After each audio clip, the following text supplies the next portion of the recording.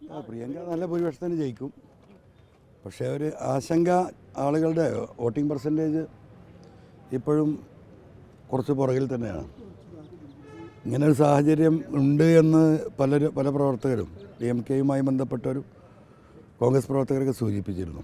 ഞാനത് 3 ദിവസം മുമ്പ് ചേലക്കരയിൽ നിന്ന് KPCC പ്രസിഡന്റിനെ കാണുന്ന സമയത്ത് ഞാൻ പറഞ്ഞു ചെയ്തിരുന്നു. അതെന്തുകൊണ്ടാണെന്ന് മനസ്സിലാവുന്നില്ല. എന്തായാലും നല്ല ഭൂരിപക്ഷത്തിന് ജയിക്കും. ഒരുപാട് ഒരു ആവേശക്കുറവിൻ്റെ ആവശ്യം ഇപ്പോൾ എത്ര പെർസെൻറ്റേജ് ആയെന്നറിയോ?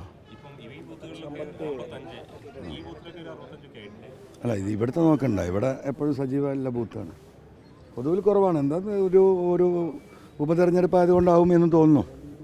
പക്ഷെ അത് മുൻകൂട്ടി കാണേണ്ടിയിരുന്നു കോൺഗ്രസ്. അത് നമ്മൾക്ക് കിട്ടിയ വിവരമാണ് നമ്മൾ പറഞ്ഞിരുന്നത് അങ്ങനെ ഒരു വിഷയമുണ്ട് എന്നുള്ളത്. അത് ഗൗരവമായി കോൺഗ്രസ് കാണാത്തതുകൊണ്ടാണ്.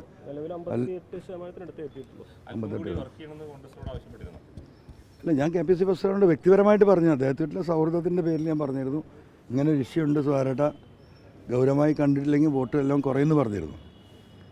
അപ്പോൾ ഏകദേശം നമ്മൾ കിട്ടിയ വിവരം ശരി വെക്കുന്നതാണ് ഇപ്പോഴത്തെ പെർസെൻറ്റേജ്. ഒരുപാട് കാലത്തിന് ശേഷം കൈപ്പറ്റിച്ചിനത്തിൽ വീണ്ടും വോട്ട് കുത്തിവരുന്നുണ്ട്. അതെ, അത് നമുക്കതിൽ എന്താ പറയുക, ഒരു പ്രയാസം തോന്നിയിട്ടില്ല.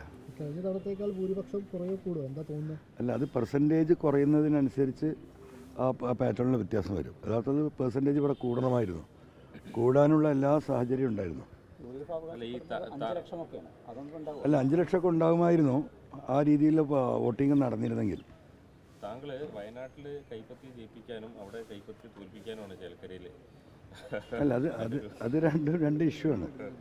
പാലക്കാടത്തെ കാര്യം നമുക്കറിയാമല്ലോ. അവിടെ ഫാസിസ്റ്റ് BJP സംവിധാനം കടന്നു വരുന്നത് തടയണമെന്ന പൊതുസമൂഹത്തിൻ്റെ എന്താ പറയുക ആവശ്യം പരിഗണിച്ചുകൊണ്ട് തന്നെയാണ് അങ്ങനെ എടുത്തത്. മാത്രമല്ല, ഞാൻ പറഞ്ഞുകൊണ്ടിരിക്കുന്ന രാഷ്ട്രീയം RSSനും BJPക്കും എതിരെയുള്ള കേരളത്തിലെ CPM നേതൃത്വം പോലീസിനെ കയറൂരി വിട്ട് RSSനെ എന്താ പറയുക സഹായിക്കുന്ന സമീപനം. അപ്പോൾ ആ സമീപനം നമ്മൾ അത്രയും ശക്തമായി എടുത്തുകൊണ്ടിരിക്കുമ്പോൾ അങ്ങനത്തെ ഒരു സാഹചര്യത്തിൽ പക്ഷേ പിന്തുണ കൊടുക്കുമ്പോഴേ പറഞ്ഞിട്ടുണ്ട് ഇനി പാലക്കാട് വന്നിട്ട് പിന്മാറണം എന്ന് പറഞ്ഞാൽ നടക്കില്ല എന്ന് പറഞ്ഞിട്ടുണ്ട്. ഇത് പാലക്കാട് മാത്രമല്ല, ഈ പറയുന്നത് പോലെ തന്നെ കാസർഗോഡ് ജില്ലയിലൊക്കെ ഇങ്ങനത്തെ പ്രശ്നങ്ങളുണ്ടല്ലോ. അവിടെയൊക്കെ നാളെ നമ്മളെന്തായാലും 140 സീറ്റിലും മത്സരിക്കത്തക്ക രീതിയിലുള്ള രാഷ്ട്രീയ പ്രവർത്തനമായിട്ടാണ് നമ്മൾ മുന്നോട്ട് പോകുന്നത്. ചേലക്കര എന്താണ് അങ്ങയുടെ ഒരു പ്രതീക്ഷ ഇതുവരെയൊക്കെ? അല്ല, ചേലക്കര നമ്മൾ വലിയ മുന്നേറ്റം ഉണ്ടാക്കിയിട്ടുണ്ട്. വലിയ അടിയൊഴുക്കുണ്ട്. ആളുകൾ പറയുന്നത് ഞങ്ങൾ വിജയിക്കുമെന്ന് തന്നെയാണ്. അപ്പോൾ എന്തായാലും 20,000 വോട്ട് തൊട്ട് മേലോട്ട് ഏത് വോട്ടിലേക്കും വരാം. 20,000 വോട്ടിൽ പുറകിലേക്ക് പോകില്ല എന്നുള്ളത് 1000% എനിക്ക് ഉറപ്പാണ്. ഫലം തീരുമാനിക്കുന്നത് നിർണായകമായിരിക്കും DMK വോട്ട് അല്ലേ? ഫലം തീരുമാനിക്കുന്നത് നിർണായകമാകും. അല്ല, ഞാൻ ഫലത്തെ നമ്മളെ ഫലം നോക്കിയാൽ പോരെ, നാട്ടുകാരെ മുഴുവൻ ഫലം നമ്മൾ നോക്കേണ്ട കാര്യമില്ല. ആരെ ബാധിച്ചാൽ എന്താണെന്ന് പക്ഷേ ഞങ്ങൾ പറഞ്ഞ ആശയത്തിന് എത്ര വോട്ട് കിട്ടും, കേരളത്തിലെ ജനങ്ങൾ എങ്ങനെയാണ് ആ വിഷയത്തോട് പ്രതികരിക്കുന്നത് എന്നറിയുക എന്നതിലപ്പുറം ആര് തോൽക്കുന്നു ആര് ജയിക്കുന്നു എന്നതല്ലല്ലോ അവിടുത്തെ വിഷയം. ആ ജയം കൊണ്ടും തോൽവി കൊണ്ടും ഒന്നും സംഭവിക്കാനില്ല ചേലക്കരയെ സംബന്ധിച്ചിട്ട്. കാരണം ഒരു ഭരണമാറ്റം ഉണ്ടാവാനോ സർക്കാരിന് പ്രതിസന്ധി ഉണ്ടാവാനോ ഒന്നുമില്ലല്ലോ. അപ്പോൾ പിന്നെ നമ്മുടെ ആശയപരമായിട്ടുള്ള ആശയങ്ങൾ തമ്മിലെ പോരാട്ടമായിരുന്നു. അതായത് പൊളിറ്റിക്കൽ പാർട്ടീസും പൊളിറ്റിക്കൽ നെക്സസും തമ്മിലെ യഥാർത്ഥ പോരാട്ടം നടന്നത് ചേലക്കരയാണ്.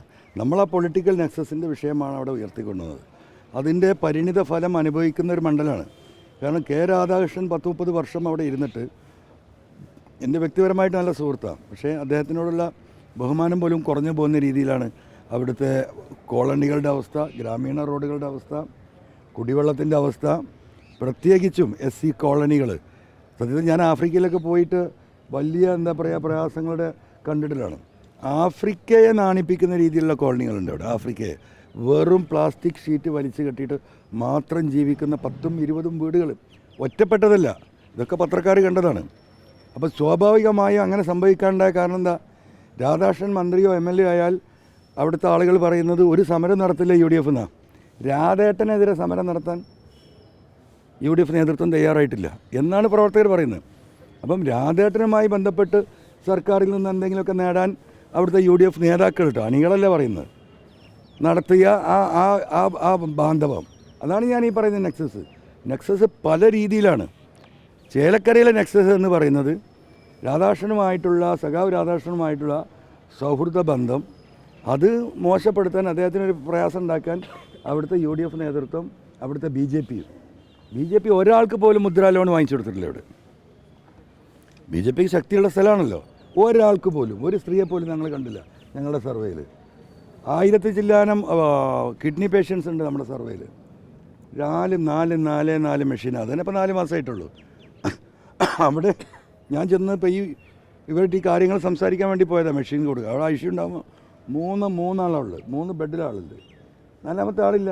2 ഷിഫ്റ്റ് വർക്ക് ചെയ്യുന്നത്, 4 സ്റ്റാഫുണ്ട്. നിലമ്പൂർ ഹോസ്പിറ്റലിലൊക്കെ 2 സ്റ്റാഫിനെ വെച്ചിട്ട് 5 മെഷീനാണ് ഞങ്ങൾ മാനേജ് ചെയ്യുന്നത്.